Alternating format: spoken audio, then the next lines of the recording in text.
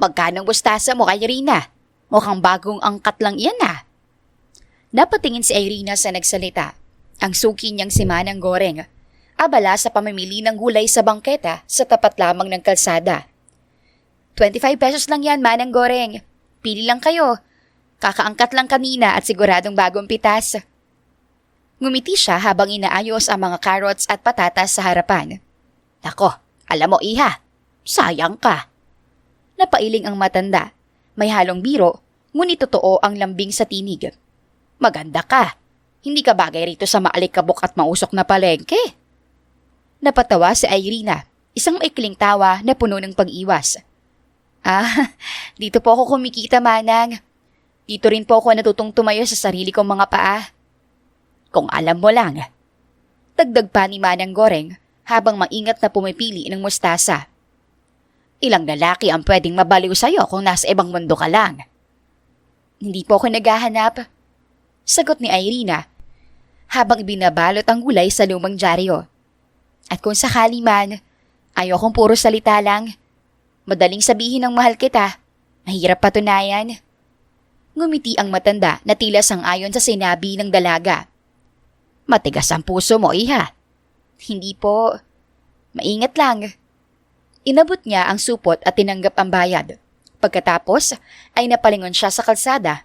Sanay na ang mga mata niya sa naguunahang busina, sa usok ng tambutso at sa mga batang pasulpot-sulpot na tumatawid ng walang pakialam sa panganib.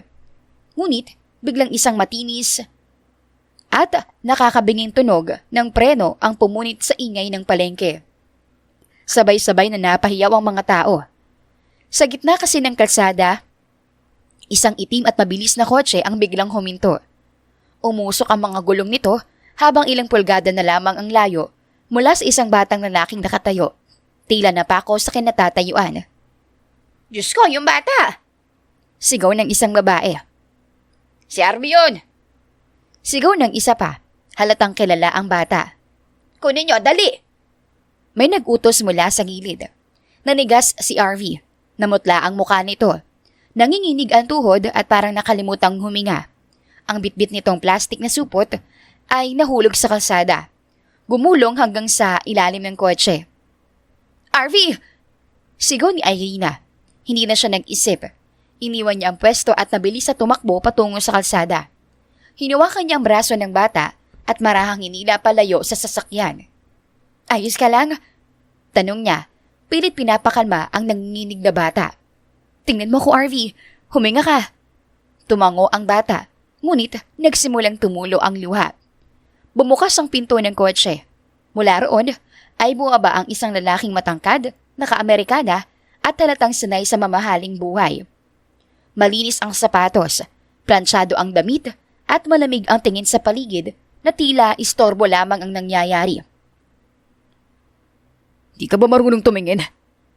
Medyo mataas na boses ni Rafael Vicente Acosta na nakatingin sa bata. Basta na lang tumatawid. Napayakap ang bata kay Irina at doon tuluyang nagliyab ang dugo ng dalaga. Hoy! Sigaw niya at humarap sa lalaki. Bata yan! Ikaw ang mabilis magpatakbo. Ikaw pang may ganang sumigaw. This area is a roadway, not a place to play. Malamig na sagot ni Rafael. May bahid ng iritasyon sa boses. Bahagya niyang itinuro ang kalsada. Tila isang abogado na nagbibigay ng paliwanag sa korte. At sino ka ba para makialam? Isa akong taong may mata at konsensya. Putol ni Irina. Hindi umatras kahit isang hakbang. At ikaw? Isa kang may sasakyan pero wala kang pakundangan. May mga napabulong sa paligid. Grabe, ang tapang ng babaeng yan. Hindi yata niya kilala kung sino kausap niya. Napangisi si Rafael. Isang ngiting walang bahid ng saya. Sinipat niya si Irina mula ulo hanggang paa. Tila sinusukat kung gaano kaliit ang halaga nito sa mundo niya. Hindi to laruan. Malamig niyang sabi. At isa tong roadway. Kung hindi mo maintindihan ang simple katotohanan yan. Bahagya siyang yumuko. Inilapit ang mukha kay Irina, sapat para maramdaman nito ang bigat ng bawat salita. Then let me teach you the legal way.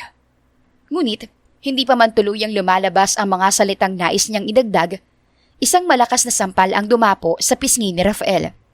Umalingaw-ngaw ang tunog nito sa gitna ng palengke. Kasabay ng biglang katahimikan at sunod-sunod na bulungan ng mga tao. Diyos ko! Sinampal niya! Nako, patay na talaga yan. Napatigil si Rafael na bahagyang nakatagilid ang ulo. Dahan-dahan niyang ibinaling ang tingin kay Irina. Ramdam ang init ng kanyang pisngi mula sa malakas na sampal. Legal way? Ulit ni Irina, nanginginig ang kamay. Akala ko ba, abogado ang mga nagtatanggol ng tama? Hindi yung ginagamit ang batas para mang-apak ng mahina. Napahigpit ang kamao ni Rafael sa kanyang tagiliran. Kita sa kanyang panga ang pagpipigil, isang galit na sanay itong itago sa likod ng edukadong pananalita. Do you have any idea? Mababa niyang sabi, halos pabulong, ngunit babala. What you just did? Meron, sagot ni Irina nang walang pag-aalinlangan. Pinili kong ipagtanggol ang hindi kayang ipagtanggol ang sarili niya. May isang matandang babae ang napabulong. Ang tapang ng batang yan! Nagpalakpakan ng iilan, ngunit agad ding tumigil nang muling magsalita si Rafael. This damn road is a public roadway. Mariin niyang sabi, bahagyang tumataas ang boses. Not a playground, not a market extension, and definitely not a place for reckless behavior. Tumahimik ang paligid. Ang ilan ay napayoko. Ang iba na may napasinghap sa tono niyang puno ng galit at pangmamaliit. You people act like rules don't apply to you. Dugtong niya. Umiikot ang tingin sa mga tao ng palengke. This kind of case is exactly why accidents happen. Humakbang si Irina palapit. Hindi alintana ang mga matang nakatutok sa kanya. Chaos? Ang chaos ay ang taong may kakayahang pumatay ng inosente at pinipiling sisihin ang biktima. Muling bumaling si Rafael sa dalaga. Sa pagkakataong iyon, wala na ang kunwaring kalmado. Kita sa kanyang mga mata ang galit na pilit kinokontrol. You assaulted me, sabi niya ng malamig at malinaw. In public, with witnesses. Kung kasalanan ng magtanggol, handa akong panagutan. Isang saglit na katahimikan ang bumalot sa paligid. Maging ang mga sasakyang dumaraan ay tila bumagal. Pagkatapos ay bahagyang tumawa si Rafael na puno ng panunuya. Good. Because I never let things like this slide. At hindi ko uurungan yung tapang mo. Asik ni Irina. Nanginginig ang boses, ngunit hindi umatras kahit isang hakbang. Kung iniisip mong matatakot ako sa'yo, nagkakamali ka. Muling tumalim ang tingin ni Rafael. Bahagyaan niyang itinuro ang direksyon ng bata, na ngayoy hawak na ng isang babaeng nasa gilid ng kalsada. At sa susunod, turuan mo yung anak mo na tumabi sa daan. Anong? Ngunit, bago pa niya masabi na hindi niya anak ang batang ipinagtanggol niya, mabilis nang tumalikod si Rafael. Walang lingon-lingon, naglakad siya patungo sa kanyang magarang sasakyan at agad na sumakay. Mabilis niyang pinaharurot ang kotse. Nag-iwan ng makapal na usok at amoy ng gasolina sa hangin, kasabay ng biglaang katahimikan ng palengke. Parang hinigop ng katahimikan ng lahat ng ingay.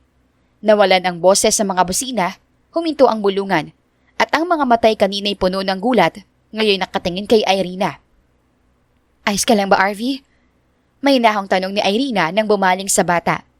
Pilit pinapakalma ang sariling boses upang hindi mas lalong kabahan ang bata. May nasugatan ba sa'yo? Umiling ang bata. Mariing-mariin. Saka pinunasan ng luha gamit ang manggas ng damit. Wala po. Sagot nito. Nanginginig pa rin ang boses. Natatakot lang po ako. Okay na. Sabi ni Irina at ngumiti. Tapos na. Huwag ka nang matakot. Lumapit ang babaeng humahawak kay RV kanina na halatang balisa. Namumula ang mga mata. Ako po, nanay niya.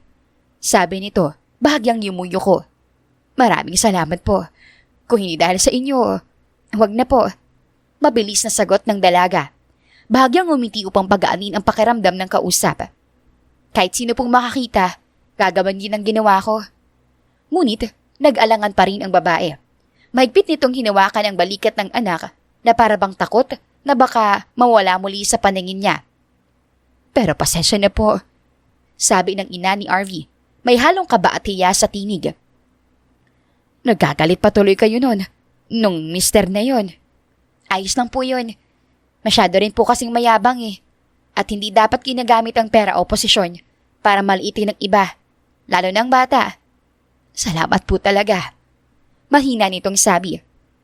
Kung hindi dahil sa inyo, hindi ko alam kung anong nangyari sa anak ko. Basta sa susunod po, dagdag ni Irina, yumuko upang mag-level sila ng bata. Mag-ingat ka ha. Tumingin muna sa kaliwat kanan bago tumawid. Tumango si RV, masiglang magsigla na ngayon. Opo, salamat po ate. Napangiti si Irina. Sa sandaling iyon, kahit pagod ng katawan niya at mabigat pa rin ang dibdib dahil sa nangyari, may kakaibang gaan na dumaloy sa kanya. Sa paligid, unti-unti nang bumalik ang normal na galaw ng palengke. At ang ingay na kanina'y naputol ay dahan-dahang bumabalik. Muling inayos ni Irina ang mga paninda at nagpatuloy sa pagtitinda na tila ba walang nangyari. Ngunit, hindi pa siya tuluyang nakakalayo sa mga bulungan. Irina! Napalingon siya at nakita si Mary, ang matalik niyang kaibigan, nakakarating pa lamang at halatang hingal pa sa pagmamadali. Ano nangyari? Sunod-sunod ang tanong ni Mary habang nilapitan siya. Ano yung nabalitaan ko na may nakaaway ka raw? Umiling si Irina at bahagyang napangiti at pilit winamaliit ang nangyari. Wala yon. May batang muntik masagasaan. Napagsalitaan ko lang yung driver. Napagsalitaan? Tumaas ang kilay ni Mary. Irina, sabi nila, sinapak mo raw. Tapos mayaman daw, may kotse pa. Bahagyang huminto ang kamay ni Irina sa pag-aayos ng gulay. Saglit siya napatingin sa kalsada, saka muling tumuon sa paninda. Mayabang kasi. At hindi ko kayang manahimik kapag may inaapi. Napailing si Mary. Ay naku, ikaw talaga. Hindi ka talaga natatakot, no? Natakot din. Pero mas natakot ako para sa bata. Sandaling natahimik si Mary. Pagkatapos ay bumuntong hininga at bahagyang ngumiti. Ay, kaya kahit kailan, hindi kita kayang iwanan dito na mag-isa eh. Nagkataon lang talaga yun. Samantala, pagdating sa Acosta Mansion, agad bumungad kay Rafael ang malawak na damuhan at ang katahimikang taliwas na kaguluhan sa palengke. Bumaba siya mula sa kotse. Tumuwid ang tindig. Ngunit may bakas pa rin ang iritasyon sa kanyang mga mata. Sa di kalayuan, nakita niya ang kanyang lolo, ang matandang Acosta na nakasuot ng polo shirt at slacks. Hawak ang golf club habang nakatayo sa tabi ng personal assistant nitong si David. May hawak na clipboard. Hinubad ng matanda ang suot nitong cap nang makita ang apo. Where is your girlfriend, iyo? Salubong nito. Tumigil si Rafael sa paglalakad. May what? Tanong niya, bahagyang nagtaas ng kilay. Your girlfriend. Ulit ng matanda. Parang iyon ang pinakanatural na tanong sa mundo. I thought you were bringing her today. I told you I wanted to meet her. Suminghap si Rafael at pinisil ang tulay ng ilong. Lo, I don't have a girlfriend. Don't lie to me. David told me you mentioned someone. Agad na napatingin si Rafael kay David. Bahagyang nagtaas ng dalawang kamay ang assistant. Tila nagtatanggol sa sarili. Sir, you said you were seeing someone. Maingat na paliwanag ni David. That was nothing, and it's none of your concern. Ngumiti ang matandang Acosta. Everything about you is my concern, especially your future. I'm not getting any younger, Rafael. Humigpit ang panga ni Rafael at napabuntong hininga. I told you, I don't need a wife. Putol ng matanda. Or someone who can keep you grounded. Saglit na tumahimik si Rafael. Sa isip niya, biglang sumulpot ang mukha ng isang babaeng may matalim na mga mata at palad na walang pag-aalinlangan. Wait, ano nangyari dyan sa mukha mo? Napahinto si Rafael. Hindi niya na malayang bahagya pa ring namumula ang kanyang pisngi. Mabilis niyang iniharap ang sarili palayo. Tila kayang itago sa simpleng paggalaw ang nangyari. Nothing. Just an incident. Incident? Ulit ng matanda. Nagtaas ng kilay. Ibinaba nito ang golf glove at masinipat ang mukha ng apo. Mukha kang nasa paka. Huminga ng malalim ang binata. May nagwala sa public market. Someone overreacted. Napangiti ang matanda. isang ngiting puno ng pagtataka. Someone or someone you provoked. Nakibit balikat si Rafael. It doesn't matter. Matters to me. Lalo na kung babae ang gumawa niyan. Asik ni Rafael habang bahagyang umiiwas ng tingin. Kaya kong sarili ko, Lo. Hindi na ako bata. Hindi na niya hinintay ang tugon ng kanyang lolo. Mabilis siyang pumasok sa mansyon na may mabibigat ng hakbang. Ramdam ang inis na hindi niya maipaliwanag. Inis na hindi lang dahil sa tanong, kundi dahil sa alaala ng babaeng ayaw mawala sa isip niya. Pagpasok sa kanyang silid, agad siyang huminto sa tapat ng malaking salamin. Sinipat niya ang sariling refleksyon, ang bahagyang pamumula ng kanyang pisngi. Doon niya rin napansing, sa pamamagitan ng salamin, ang paglabas ng kanyang lolo mula sa mansyon. Kita niya ang pagsakay nito sa sasakyan, kasama si David, bago tuluyang umandar patungo sa kabilang bayan at doon ito magpapahinga. Malayo sa ingay at sa paulit-ulit na usapan tungkol sa kasal at responsibilidad. Nanatiling nakatayo si Rafael. Nakatingin sa salamin kahit matagal nang wala ang kotse. Bumuntong hininga siya at marahang hinaplos ang pisngi na parang muling bumalik ang init ng palad ng misteryosong dalaga. Damn! Balong niya sa sarili, kasabay ng paghugot ng cellphone sa kanyang bulsa. Kasabay nun, hinugot niya ang cellphone mula sa bulsa ng kanyang slacks at mabilis na nag-dial. Sir, bigyan mo ko ng information tungkol sa palengke ng Puego. Putol ni Rafael. At alamin mo kung legal ang mga vendors doon. Lalo na yung nakapwesto malapit sa kalsada. Sandaling natahimik ang kabilang linya. May problema po ba, sir? Maingat na tanong ng kanyang sekretary na si Hill. Consider it due diligence. Sagot ni Rafael. Lumakad siya papunta sa bintana, nakatanaw sa malawak na bakuran ng mansyon. I want permits, zoning violations, traffic ordinances, everything. Yes, sir. Mabilis na tugon ni Hill. Gano po ka-urgent? Huminto si Rafael. Sa isip niya, muling sumulpot ang larawan ng babaeng sumampal sa mukha niya. Ang galit nitong ekspresyon at walang takot ng mga mata. Very. I want the full report by tomorrow. Noted, sir. Pinutol ni Rafael ang tawag at ibinaba ang cellphone. Saglit siyang nanatiling nakatingin sa labas. Ngunit, malinaw na hindi ang tanawin ang nasa isip niya. Let's see how brave you are. Mahina niyang bulong. Samantala, ubusin mo muna anak yung puto at kape mo. Napalingon si Irina sa kusina at nakita ang kanyang ina na si Stella na abala sa paghahanda ng agahan. May suot itong lumang apron, bahagyang may mansya ng mantika at sanay sa araw-araw na gawaing bahay. Kumain ka muna. Dugtong ni Stella habang hinahalo ang niluluto. Ang negosasyon, nakakapaghintay. Pero ang pagkain, hindi dapat ipagpapaliban. Alam ko, ma. Pero ayoko maghintay si Namang Rigor sa palengke. Kailangan kong ibigay yung bayad sa mga inangkat na gulay. Dahil alam kong kailangan din nila ng pera. Sagot ni Irina sabay ngiti. Batid niyang tulad niya, araw-araw ding umaasa si Mang Rigor sa kinikita nito upang mabuhay. Napangiti naman ang ina niya. Lumapit ito sa anak. Ang anak na mula nang mamatay ang ama ay siya nang naging sandigan ng kanilang maliit na pamilya. Ay, ikaw talaga. O siya. Dugtong ni Stella, sabay abot ng isang tote bag na kinuha niya sa gilid ng mesa. Kumain ka sa pwesto mo, ha? Nandyan na ang tanghalian mo. Salamat po, ma. Sagot ni Irina habang tinatanggap ang bag. Lumabas siya ng bahay suot ang puting t-shirt na bahagyang maluwag at ang pantalon na karaniwan na niyang sinusuot sa pagtitinda. Simple at presko. Habang umaandar ang sasakyan, tahimik na nakatanaw si Irina sa mga nagdaraang bahay at tindahan. Isa na namang araw ng pagtitinda. Isa na namang umagang kailangan niyang panindigan. Pagdating sa palengke, mabilis siyang bumaba at nagtungo sa kanyang pwesto. Handang mag-ayos ng paninda at simula ng araw. Ngunit, bago pa man niya mailapag ang mga kahon ng gulay, Miss, napahinto si Irina. Sa harap ng kanyang bangketa ay may 3 lalaki na kauniforme ng Market Inspection Office. May hawak ang isa ng clipboard, habang ang isa na may nakasulat sa isang maliit na notebook. Good morning po. Maayos na bati ni Irina, kahit may kutob na gumapang sa kanyang dibdib. May maitutulong po ba ako? Market inspection. Sagot ng isang lalaki, diretso at walang emosyon. May permit po ba kayo para sa pwesto nyo rito? Meron po.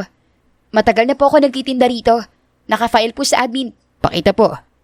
Putol ng inspektor. Agad niyang hinanap sa bag ang sobre kung saan niya itinatago ang mga dokumento. Nanginginig ng bahagya ang kanyang mga daliri.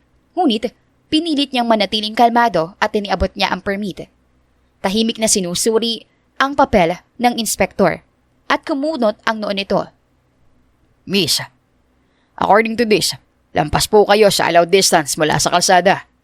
Nanlaki ang mga mata ni Irina. Po, dyan na po talaga yung pwesto ko simula pa noon. At approve po yan ng market admin. May bagong memo. Strict implementation na po ngayon. Vendors near the roadway are subject to citation. Nagkatinginan ang mga tao sa paligid. May mga tumigil sa pagtitinda, may mga napabulong. Hindi naman siya ginagalaw dati. Bakit ngayon lang? Nilunok ni Irene ang kaba at pilit na naging kalmado. Ano pong mangyayari? Maingat niyang tanong. Sumulot ang inspektor sa clipboard at tumingin sa kanya. Temporary suspension na pwesto, miss. Kailangan niyo pong mag-clearance muna. Parang may malamig na tubig na ibinuhos sa buong katawan ni Irina nang marinig iyon. Suspension? Pero paano po yung mga paninda ko? At ang bayad ko sa inangkat? Rules are rules. Please cooperate. Malamig na sagot ng inspektor. Napakagat si Irina sa labi upang pigilan ang luhang gustong kumawala sa kanyang nanlalabong mga mata. Huminga siya ng malalim. Pilit pinapatatag ang sarili. Saka bagsak ang balikat na humarap sa kanyang bangketa upang simulang alisin ang mga paninda. Isa-isang inangat ang mga kahon. Isa-isang isinantabi ang mga gulay na kanina pa lamang ay inaasahan niyang mabebenta. Ma, patawad. Bulong niya sa sarili. Naiisip ang perang kailangang bayaran at ang mga taong umaasa sa kanya. Miss Irina. Napahinto si Irina at agad siyang napalingon nang may tumawag sa kanyang pangalan mula sa likuran. Isang lalaking hindi niya kilala ang nakatayo roon. Karaniwan ng bihis, tila isa lamang sa mga nagdaraan sa palengke. Ako po yun? Sagot niya na bahaglang naguguluhan. Bakit po? May nagbigay lang po sa akin. Sabi ng lalaki. Inilahad nito ang isang piraso ng tuping papel at iniabot sa kanya. Sabi, bigay ko raw po sa inyo. Nagkunot ang noon ni Irina habang dahang-dahang tinatanggap ang papel. Sino po? Umiling ang lalaki. Hindi ko po alam eh.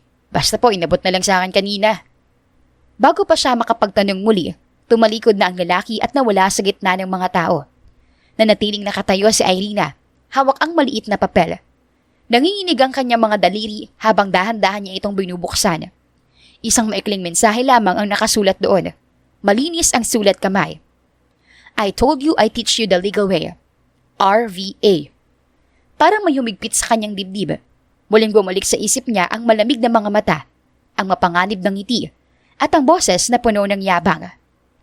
Siya, bulong niya, halos hindi marinig. Nang ibaligtad ni Irina ang papel, may isa pang nakasulat sa likod. Isang location. Isang address na hindi niya kailangang hulaan pa. Kilalang kilala iyon sa lugar, kahit sa mga tulad niyang malayo sa mundo ng mga mayayaman.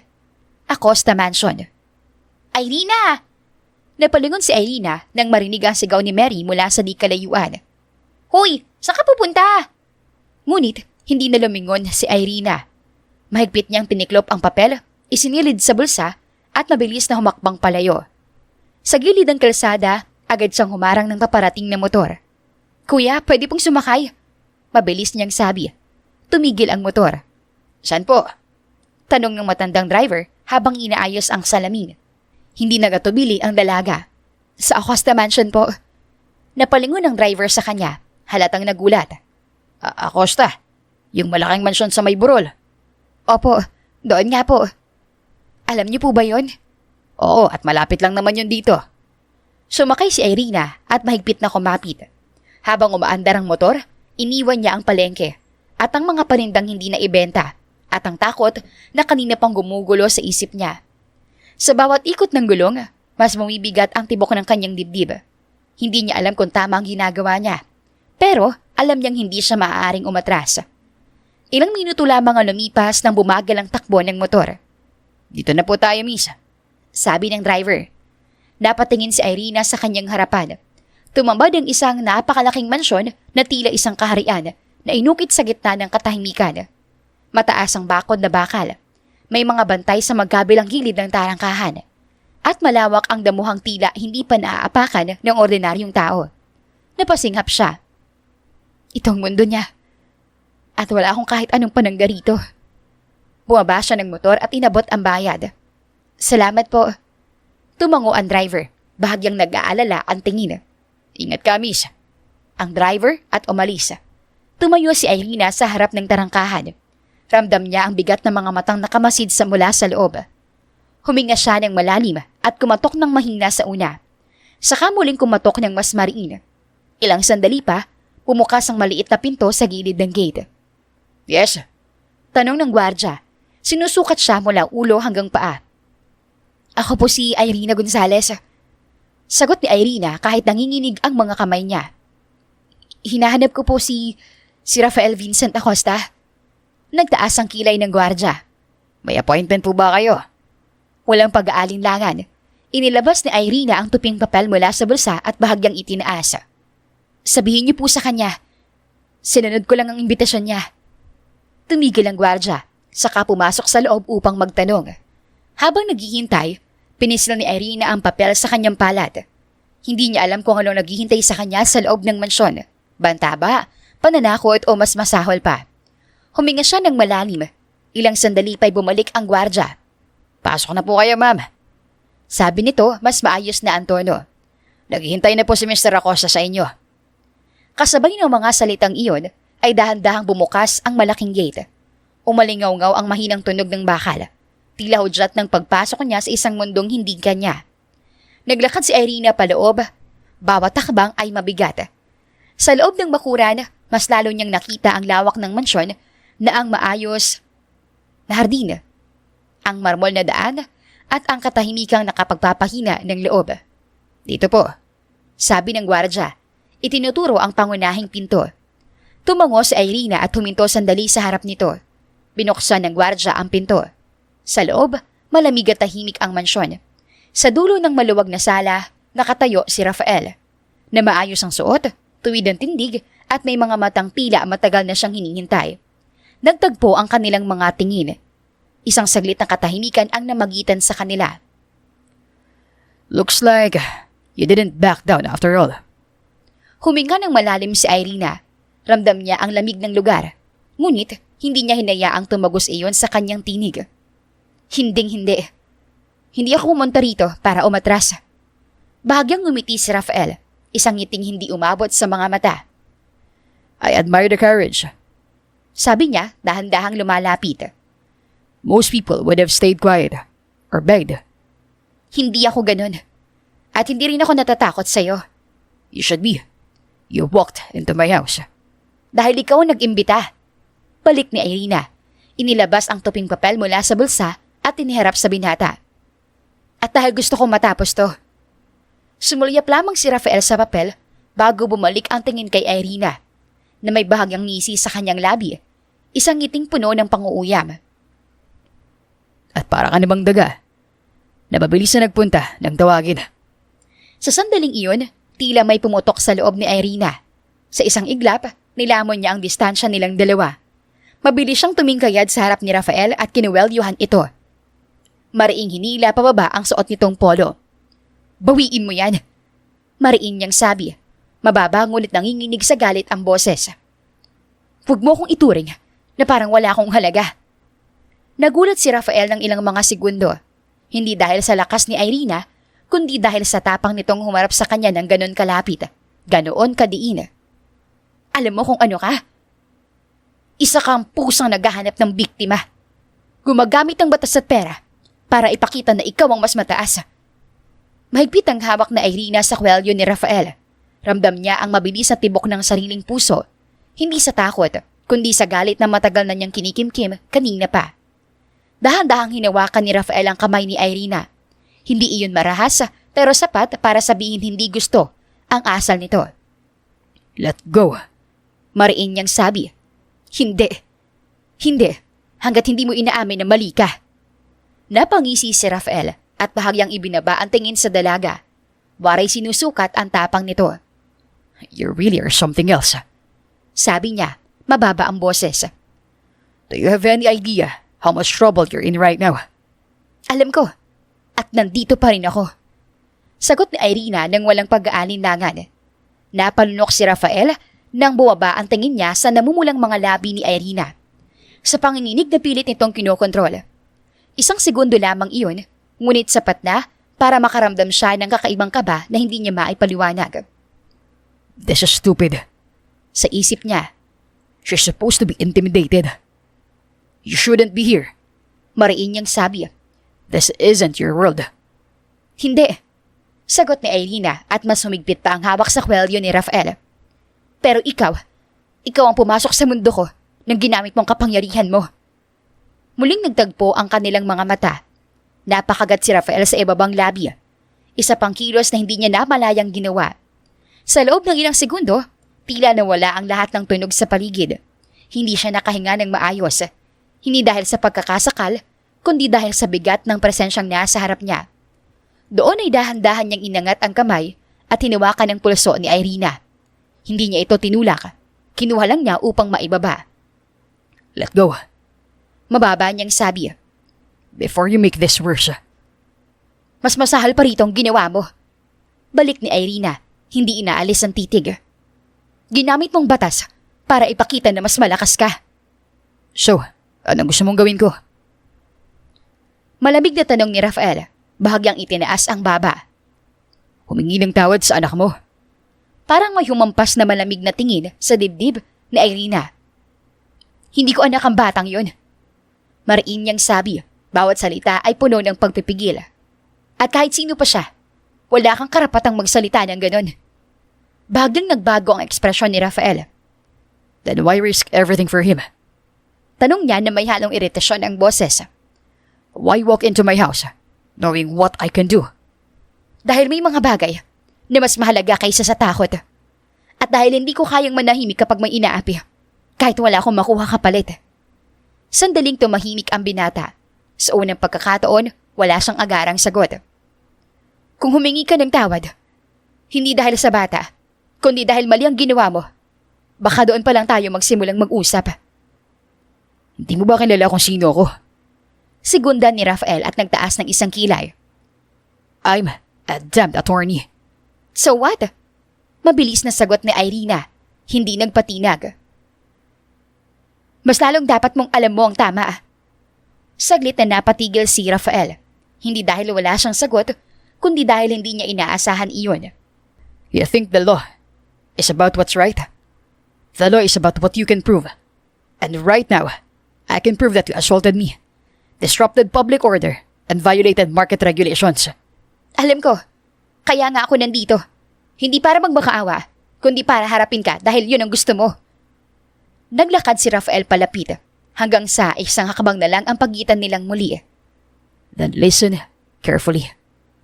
Because one word from me can shut down your stall permanently. Hindi umiwas ang dalaga. Gawin mo, kung yun ang magpapatulog sa konsensya mo. You're unbelievable. You walk into my house, challenge me, and expect an apology. Hindi. Sagot ni Irina, hindi nanginginig ang boses kahit mabigat ang loob. Inaasahan ko lang na may natira ka pang konsensya. Pumikit ng mariin si Rafael. Sa sandaling iyon, tuluyan ng napigtas ang pasensyang kanina pa niyang pilit hinahawakan. Huminga siya ng malalim, saka mabilis na pinitik ang mga daliri. Agad na bumukas ang pintuan sa gilid ng sala. 3 babae ang pumasok na maayos ang bihis, profesional ang tindig at iyon ay mga stylist. Anong gagawin niyo sa akin? Sigaw ni Irina nang bigla siyang hawakan ng isa sa mga babae sa braso na agad siyang kumuwala. Huwag niyo nga akong hawakan! Hindi na lumingon si Rafael. Ayusan niyo siya. Utos niya, malamig at walang emosyon.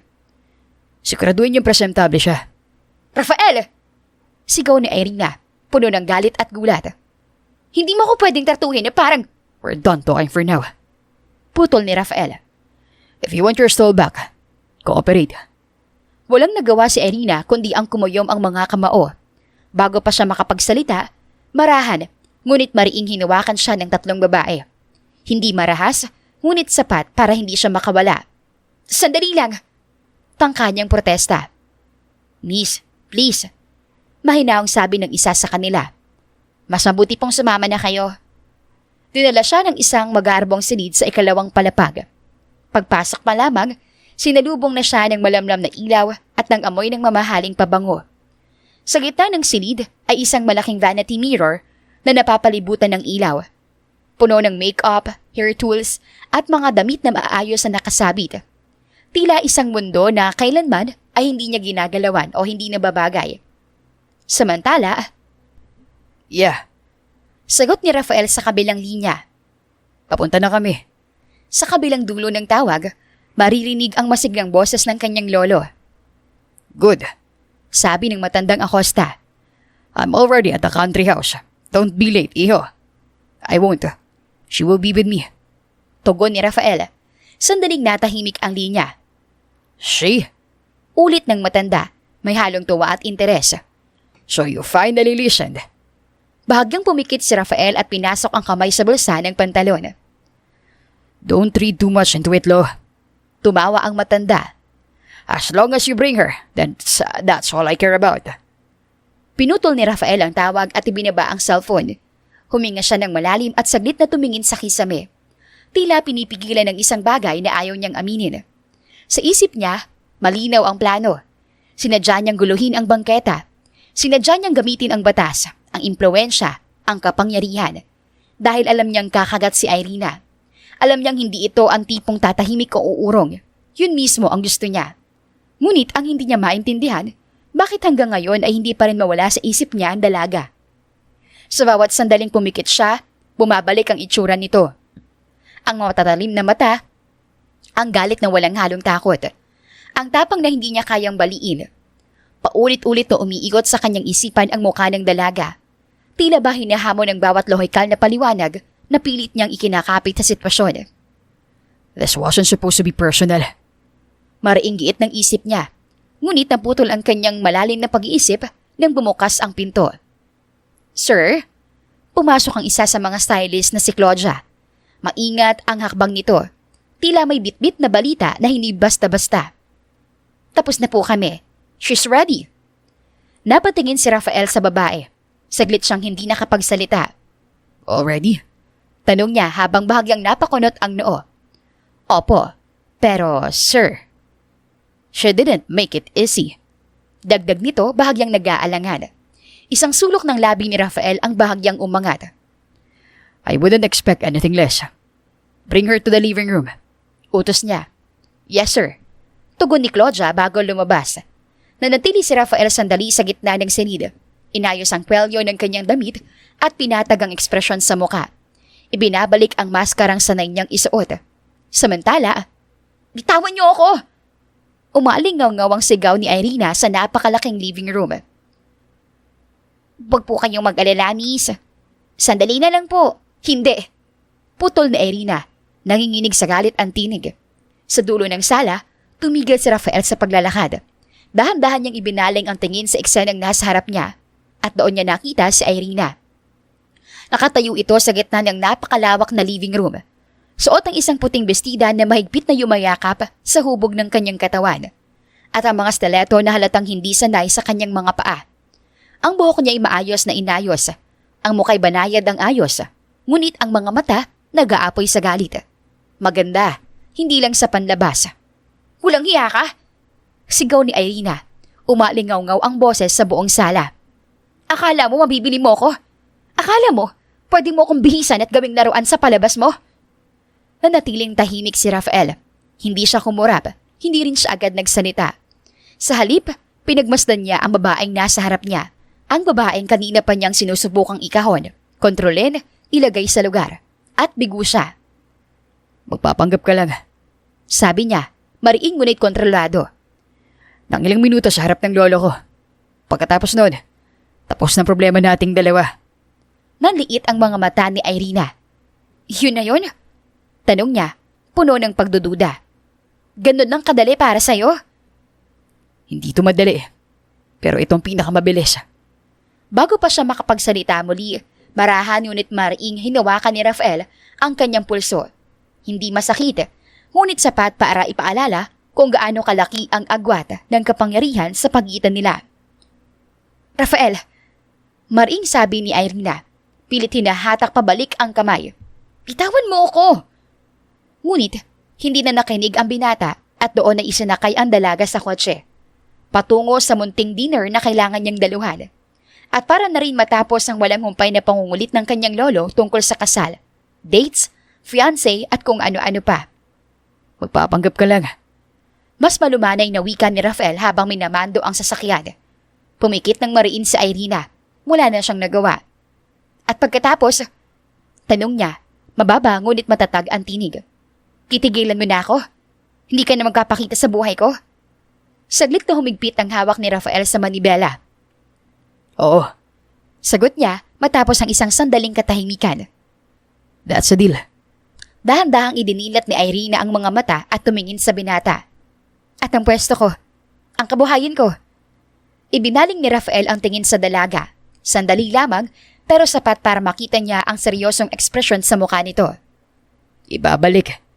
No inspections, no harassment, like nothing happened. Hindi sapat ang salita. Sanay ka riyan. Huminga ng malalim si Rafael. Then you'll have it in writing. I'll make sure of it.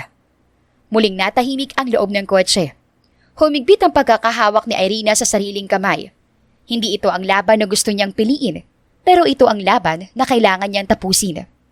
Isang gabi lang, mariin niyang sabi nakatingin sa bintana. Isang pagpapanggap. At pagkatapos nito, wala na tayong kahit anong ugnayan. Tumango si Rafael. Agreed. At doon matapos ang kasunduang iyon, wala nang nagawa si Irina. Lalo nang bumagal ang sasakyan at tuluyang huminto. Bumaba si Rafael at nabilis na umikot sa kabilang panig. Binuksan niya ang pinto at iniladlad ang kanyang kamay sa harap niya. Anong gagawin ko dyan? Tanong niya. Bahagyang napako ang tingin sa kamay ni Rafael. Get out and smile. Umirap si Irina, ngunit wala nang oras para makipagtalo. Kita na niya ang maliwanag mula sa loob ng munting restaurant. Ang mga ilaw na mainit sa mata at ang mga taong tila may hinihintay. Dahan-dahan siyang bumaba ng sasakyan. Medyo alanganin sa suot na stiletto. Sa isang iglap, muntik siyang mawalan ng balanse. Agad na humigpit ang hawak ni Rafael sa kanyang kamay. Sapat para pigilan siyang matumba. Doon halos lamunin na ng kahihiyan. Si Irina. Careful. Mababa niyang sabi. Hindi ako sanay sa ganito. Mariin niyang bulong sabay lalo ng kaunti. I know. Sagot ni Rafael. That's why you're holding my hand. Sandaling nagtagpo ang kanilang mga mata. Isang segundo lamang. Ngunit sapat para maramdaman ni Irina ang bigat ng sitwasyon. Remember, Dugtong ni Rafael. Bahagyang yumuko upang siya lamang ang makarinig. just play the part. After this, you're free. Huminga ng malalim si Irina at dahan-dahang ipinatong ang kanyang kamay sa palad ni Rafael. At doon na siya tuluyang kinabahan sa hindi malamang dahilan. Isang gabi. Ulit niya. Isang gabi. Sagot ni Rafael. Sabay silang pumasok sa VVIP section ng restaurant. Agad na bumungad ang mainit na ilaw ng mga chandelier, ang mahinang tugtog ng live piano at ang mahalimuyak ng mamahaling pagkain.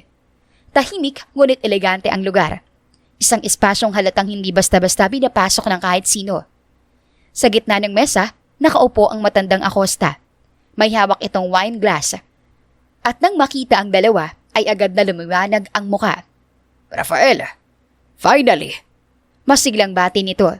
Tumayo ang matanda at agad na napatingin kay Irina. Mula ulo hanggang paa. Hindi mapanghusga kundi mausisa. So this is her. Sabi nito na may halong ngiti. The girl who made you late. Bahagyang yumuko si Irina. Pilit hinahanap ang tamang timpla ng paggalang at distansya. Good evening po. Maayos niyang bati. Ipinatong ni Rafael ang kamay sa likod niya. Banayad iyon na halos hindi ramdam. Ngunit sapat na para kabahan siya ng gusto. Lolo, this is Irina. Ngumiti ang matandang Acosta. Sit down. I've been wanting to meet the woman who finally got my grandson to show up with someone. Tahimik na umupo si Irina sa tabi ni Rafael. Ramdam niya ang bawat galaw. Bawat tingin na tila sinusukat ang kanyang katahimikan. Ang kanyang postura. ang kanyang pagiging hindi bahagi ng mundong ito. So, Sabi ng matanda matapos uminom ng wine. how did you two meet? Saglit na tumigil ang oras. Nagtagpo ang tingin nila ni Irina at Rafael. Isang kisap lang, ngunit puno ng paalala. Sa event po. Sambit ni Irina. Bahagyang nag-aalangan, ngunit mabilis ding binawi ang sarili. We met at an event and slowly got to know each other. Inabot niya ang baso ng tubig sa harap at uminom. Pilit tinatakpan ng kaba na gumugulo sa dibdib niya. Ramdam niya ang titig ng mga tandang Acosta. An event? What kind of event? Bago pa makasagot si Irina, marahang nagsalita si Rafael. A charity function. Sagot niya, diretso ang boses. She was volunteering. Napalingon si Irina sa kanya sandali, pero may pagtataka sa mga mata niya. Charity? Hindi niya yon inaasahan, ngunit mabilis siyang nakisabay. Yes po. It was for a community outreach program. Bahagyang ngumiti ang matandang Acosta. That explains it. You've always been drawn to people who care about others, Rafael. Hindi agad sumagot ang binata. Sa halip, bahagya niyang tinapik ang kamay ni Irina sa ilalim ng mesa. So, what do you do, Iha? Huminga ng malalim si Irina. Ito na ang bahaging ayaw niyang pagandahin. Tindera po ako ng gulay sa palengke. I help my mother. It's an honest work. Saglit na natahimik ang mesa. Hindi umiwas si Irina. Hindi rin siya ngumiti. Pagkatapos, marahang tumango ang matandang Acosta. Good. I respect that. Isang bahagyang paghinga ng ginhawa ang kumawala sa dibdib ni Irina. Hindi na niya namalayan kung paano natapos ang dinner. Ang mga tanong, ngiti, ang pilit ng katahimikan, lahat ay parang lumipas lang sa pagitan ng kagat at paghigop ng tubig. Ang alam lang niya, pagod siya. Hindi sa katawan kundi sa pagpapanggap. Paglabas nila ng restaurant, sinalubong sila ng malamig na hangin ng gabi. Tumigil si Irina sa tapat ng minto at napatingala. Sa mataas na glass window ng VVIP section, tanaw niya ang matandang Acosta na nakasilip at nakamasid sa kanila. Hindi ito nakangiti, ngunit may kung anong pag-iisip sa mga mata nito. Gumiti ka. Mababang sabi ni Rafael sa kanya, halos pabulong. Nakatingin pa rin siya. Napakurap ang dalaga at pilit ngumiti, kahit ramdam pa rin niya ang bigat sa dibdib. Hanggang dito na lang yun, di ba? Mahina niyang tanong, hindi inaalis ang tingin sa bintana. Natapos ko ng parte ko. Saglit na tumahimik si Rafael. Tumingin siya sa salamin ng pinto, saka sa itaas, kung saan naroon pa rin ang lolo niya. Yeah. Tatapos mo. Ngunit, hindi gumalaw ang matandang Acosta. Nanatili itong nakasilip at masinsinang pinagmamasdan ang paraan ng pagtayo nila. Ang pagitan ng kanilang mga katawan, ang distansyang pilit itinatago ng ngiti. Unti-unting bumaba ang ngiti sa labi ni Irina. Rafael, sabi niya na may kaba sa tinig. Bakit parang hindi ako panatag? Huminga ng malalim ang binata. Because my lolo doesn't watch people unless he's planning something. And right now, Muling tumingin siya sa binata. you caught his attention. Muling tumaas ang tingin ni Irina mula sa salamin. Doon niya nadatnan ang titig ni Rafael. Nakapako na ngayon sa kanya. Hindi niya alam kung anong pumasok sa isip niya, ngunit sa isang iglap ay hinila niya ang kwelyo ng suot na coat ng binata at mabilis na inilapat ang kanyang mga labi sa labi nito. Bayad na ako. Mabilis na sambit ni Irina. Hinawakan niya ang pulso ni Rafael at hinila ito sa isang sulok na hindi sila makikita mula sa bintana. Agad siyang bumitaw, para bang natakot sa sariling ginawa. Huwag mo na akong guluhin. Pahabol niyang sigaw bago tuluyang tumakbo palayo. Buisit! Ani Irina nang makasakay siya ng sasakyang pauwi sa bahay nila. Isinandal niya ang noo sa salamin ng bintana habang umaandar ang sasakyan. Sa labas, nagiging malabong ilaw ang mga poste at gusali. Ngunit sa loob niya, malinaw na malinaw ang nangyari. Hindi pa rin humuhupa ang tibok ng puso niya. Mabilis, magulo, parang tumatakbo pa rin kahit na nakaupo na siya. Hindi niya alam kung galit ba yon, hiya, o isang uri ng paninindigang pinili niyang tapusin sa paraang siya ang may huling salita. Hindi na. Tapos na. Bulong niya sa sarili. Ilang araw ang lumipas. Muling bumalik ang ingay ng palengke. Ang tawaran, ang tawanan, ang sigawan ng mga nagtitinda. Bumalik din ang kanyang pwesto. Ang bangketa na minsang ipinagbawal sa kanya. Para bang walang nangyari. Para bang hindi siya minsang hinila papasok sa mundo ng mga Acosta. Ngunit si Irina, hindi na eksaktong pareho. Ayos ka lang? Napalingon siya at nakita si Mary. May hawak na supot ng tokneneng at may nag-aalalang tingin sa kanya. Ha? Napatikhim si Irina. Tila ngayon nang bumalik sa kasalukuyan. Sabi ko, ulit ni Mary sabay abot ng isang piraso ng tokneneng. Ayos ka lang ba? Kanina ka pang tulala eh. Ayos lang ako. Sagot niya sabay abot ng tokneneng. Pagod lang siguro. May problema ba? Ayos naman na tong bangketa mo ah. Wala nang inspektor. Wala nang istorbo. Wala na. Sagot na Irina agad. Kumagat siya ng tokneneng. Ngunit wala siyang malasahan. Sa isip niya, bumabalik ang mga ilaw ng restaurant. Ang malamig na boses ni Rafael. At ang halik na hindi niya pinagplanuhan pero siya ang nagpasimula. Sigurado ka? Parang may tinakasan ka eh. Saglit na natahimik si Irina. Inayos niya ang paninda. Iniiwasan ang tingin ng kaibigan. Sino naman ang tatakasan ko? Sabay iling niya. Hindi na muling nagsalita si Mary.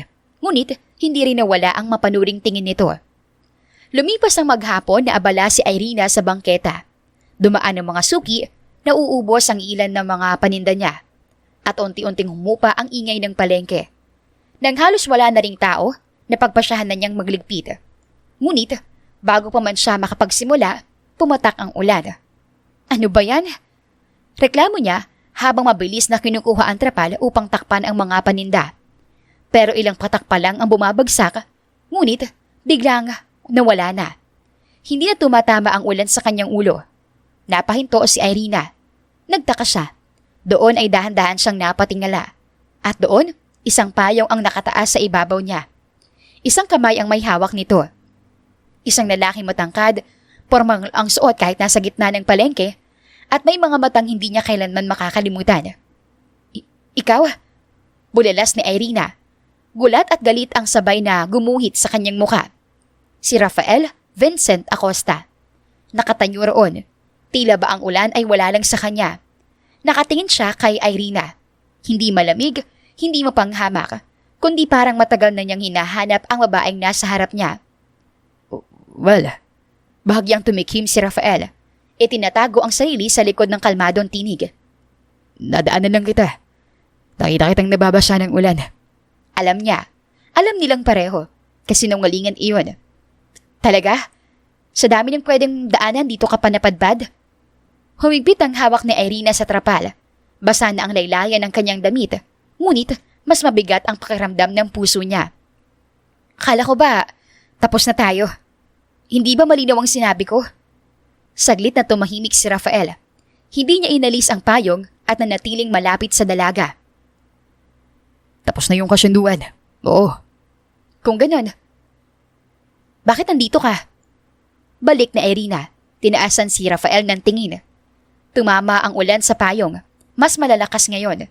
Pero pinupuno ng katahimikang hindi masabi ni Rafael. Hindi ko rin alam. Pero ilang araw na. At hindi ka mawala sa isip ko. Nanliit ang mga mata ni Irina. Huwag mo kong biruin. Hindi agad sumagot ang binata. Tumama ang ulan sa payong na hawak niya. Paulit-ulit. Parang oras na umahabol sa kanila. Hinalikan mo ako. Sinampal mo rin. Paano ko makakalimutan yun? Naniga si Irina sa pagkabigla. Huwag mong baligtarin. Ginawa ko yun para matapos ka. Para tumigil ka. Pero hindi yun ang nangyari. Doon ay lalo pang kinabahan si Irina. Aaminin niyang may kung anong sa kanyang nararamdaman. Ngunit, tila hindi pa iyon sapat upang bigyan niya ng pangalan. Masyado pang maaga. At higit sa lahat, hindi iyon ang klase ng paninindigang pinaniniwalaan niya pagdating sa pag-ibig. Kung may nararamdaman ka, marahan, ngunit matalim niyang sabi. Itigil mo na dyan. Napakunot ang noo ni Rafael. At ikaw, wala ka bang nararamdaman? Hindi agad sumagot ang dalaga. Humigpit ang hawak niya sa trapal. Dama ang lamig ng ulan sa kanyang balat. Hindi sapat ang nararamdaman. kung hindi ka handang tumawid ng dagat at bundok. Hindi sa salita, kundi sa gawa. Saglit na natahimik si Rafael. Hindi ako ang tipo ng babae na dadala ng bigla. At hindi rin ako yung tipo ng babae na sumusugal sa isang lalaking sanay kontrolin ng lahat. At tulad nga ng inaasahan, wala nang nagawa si Rafael kundi ang pagmasdan mula sa malayo ang dalaga habang muli siyang tinatakasan. Nang tuluyan nang mawala ang dalaga sa kanyang paningin, bahagya siyang napangisi. Tingin mo, susuko ko ng ganun lang. Bulong niya sa sarili. Bahagya siyang tumawa ng mahina, halos tangayin ng ulan. Well, Dugtong niya, itinataas ang tingin sa direksyong nilakaran ni Irina. kung bundok at dagat ang hinihingi mo, matagal na ako marunong tumawid. At doon nagsimula ang nais patunayan ni Rafael. Hindi sa harap ni Irina, hindi para makita at lalong hindi para purihin. Sa mga sumunod na araw, tahimik siyang gumagalaw. Ang mga gulay na inaangkat sa pwesto ni Irina, dating dinaraanan lamang. Sa resibo ay sinadya niyang puntahan mismo. Maaga siyang dumating sa bagsakan ng gulay, nakasuot ng simpleng polo at maong. Sa'yo yan? Tanong ng isang pahinante. Itinuro ang mga kahon ng repolyo at carrots. Oo, ako na magbubuhat. Ako, mabigat yan, sir. Sabi ng pahinante sabay kamot sa batok. Tsaka, mukhang bago lang yata kayo rito. Hindi pa man makakasagot si Rafael, bahagyang yumuko ang matanda at sinipat siyang mabuti. Teka, dugtong nito, kunot ang noo. Nobyo ba kayo ni Miss Irina? Hindi agad nakasagot si Rafael sa naging tanong ng matanda sa kanya. Hindi. Sagot niya sa huli, diretso at walang paligoy. Hindi niya ako nobyo. Sambit ng matanda, tina may bahagyang ginhawa. Buti naman. Napakunot ang noo ni Rafael. Bakit po? Ngumiti ang pahinante, may halong respeto. Mahigpit yun sa mga ganyan. Hindi basta-basta nagpapapasok ng lalaki sa buhay niya. Nanatiling mulang kibo si Rafael at doon pinagmasdan pa niya ang matanda na tila kilalang kilala si Irina. Tahimik lang yun pero matigas ang ulo. Dugtong ng matanda habang tinutulungan siyang ipatong ang kahon sa sasakyan. Lahat ng bagay gusto niya patas. Ayaw sa utang na loob. Tumangutango lamang si Rafael at nanatiling tahimik. Nakinig lang siya sa matanda. Doon ay marami siyang nalaman tungkol sa dalaga. Samantala, ingat ka anak. Paalala ng ina na Irina habang inaabot ang baon. Opo ma, ikaw rin po. Huwag kayo masyadong mapagod sa bahay ha. Magpahinga kayo kung kailangan. Ngumiti si Irina, saka muling isinukbit ang bag. Lumabas siya ng bahay at sumakay ng tricycle na naghihintay sa kanto. Madilim pa ang paligid, bahagyang malamig ang hangin. Tahimik ang mga kalsada, tila natutulog pa ang mundo. Ngunit, sanay na si Irina sa ganitong oras. Maaga siyang gumigising hindi dahil gusto niya, kundi dahil kailangan. Pagdating sa palengke, bumaba siya at dumiretso sa kanyang bangketa. Unti-unti nang nagbubukas ang ilang tindahan. May mga ilaw na isa-isang sumisindi. May mga tinig na nagsisimula ng magtawaran. Inilatag ni Irina ang trapal at inayos ang pwesto. Ngunit, nang buksan niya ang unang kahon ng gulay, napahinto siya. Maayos na nakaayos.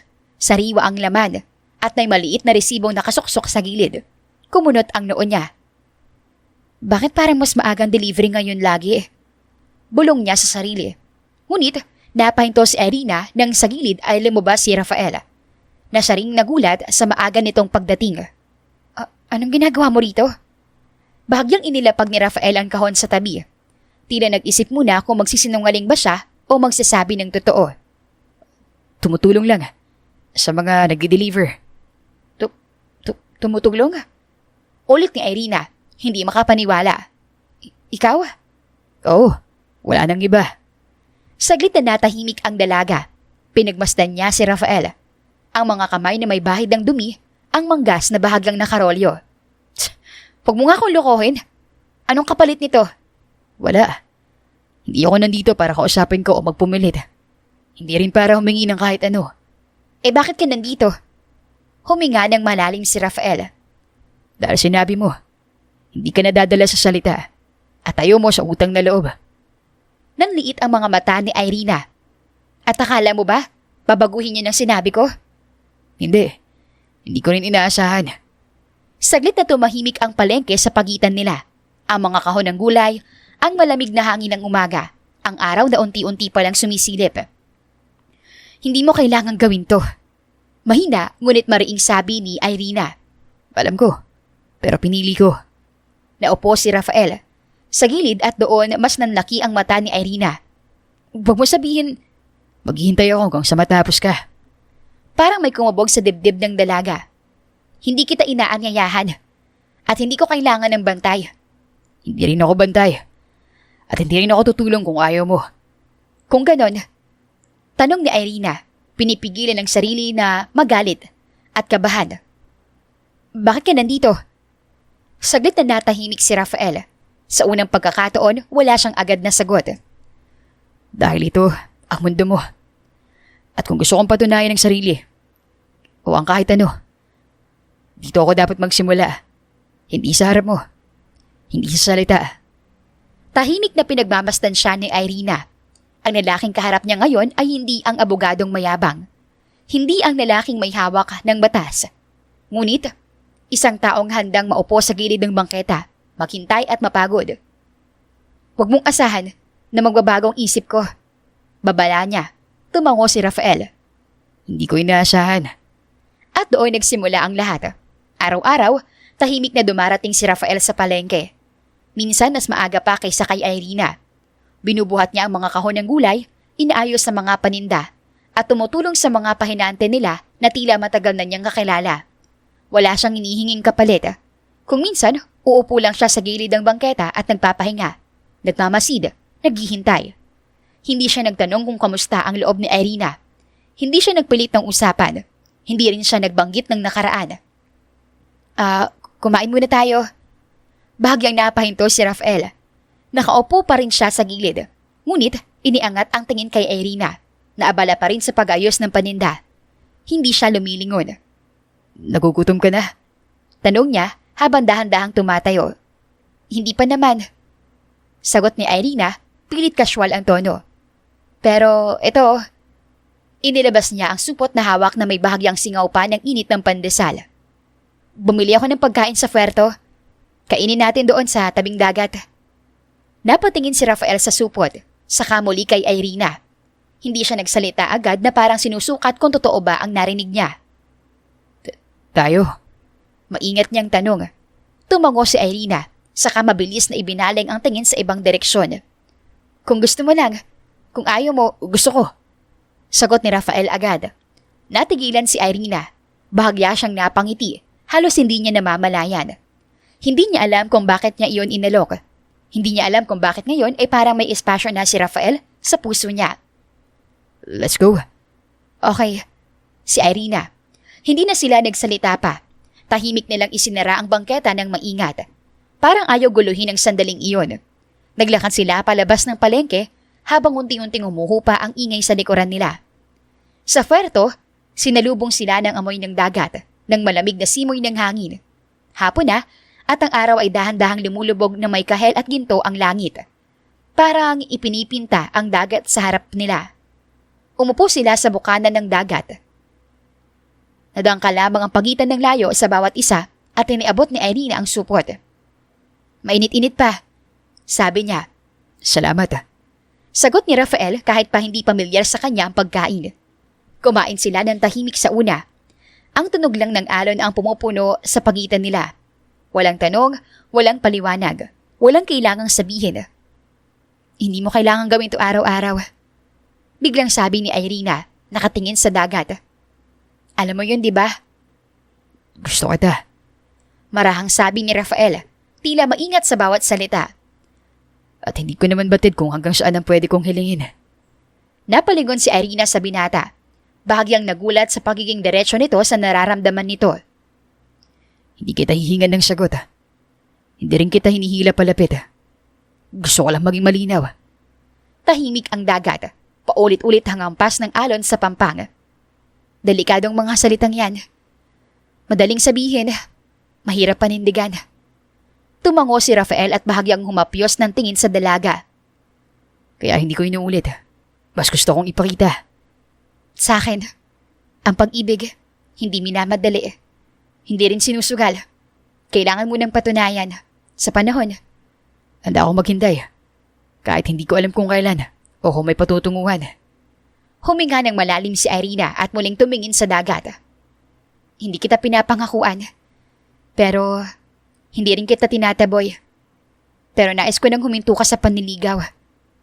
Doon tuluyang napatingin si Rafael sa kanya. Sa mga mata ni Irina, nakita niya ang lagi niyang hinahanap, ang dulo at katapusan, ang katahimikang hindi kailangang ipaglaban. Para bang sa lahat ng lugar na pinuntahan niya sa buhay, dito siya dapat huminto.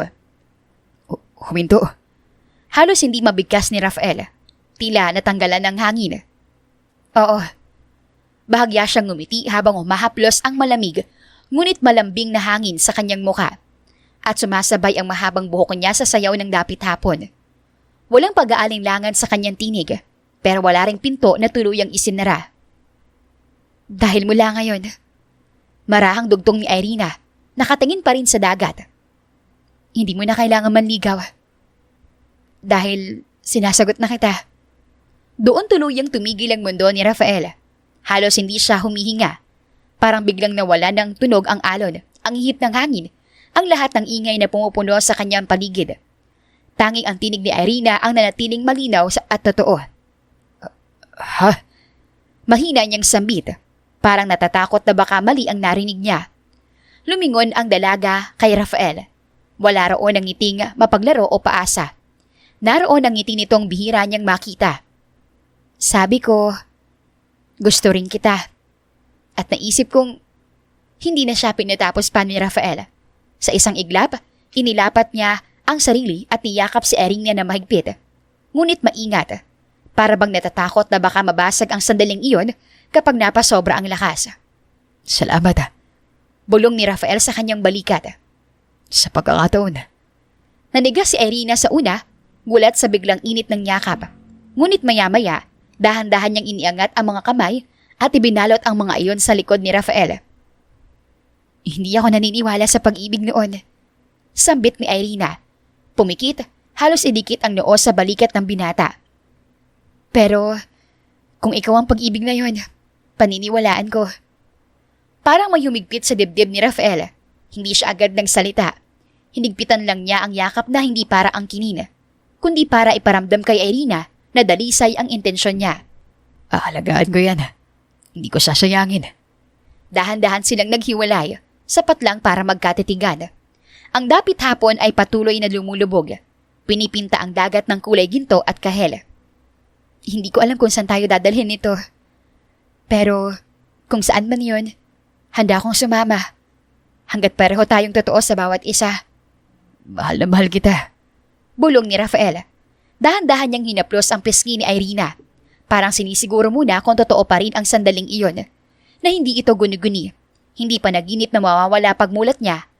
Mahal din kita, Rafael. Tugon ni Irina. Malinaw at buo at walang pag-aalinlangan. At doon sa gitna ng paglubog ng araw at sa unti-unting pagsakop ng dilim sa paligid, marahan at walang pagmamadali doon ay naglapit ang kanilang mga noo. Huminto ang oras sa pagitan ng isang paghinga hanggang sa tuluyang naglapat ang kanilang mga labi. Isang halik na hindi nagmamadali, hindi puno ng pangako, hindi rin puno ng pangangako. Sa harap ng dagat na saksi sa lahat ng simula at pagtatapos, pinili ni Irina at Rafael ang isa't isa. Hindi man maganda ang umpisa nila dahil sa isang sampal, doon pala iyon matatapos sa isang halik. Wakas. Malayo ka man, mahal, lagi mo tandaan. Hindi magbabago, pag-ibig ko'y sa'yo lamang.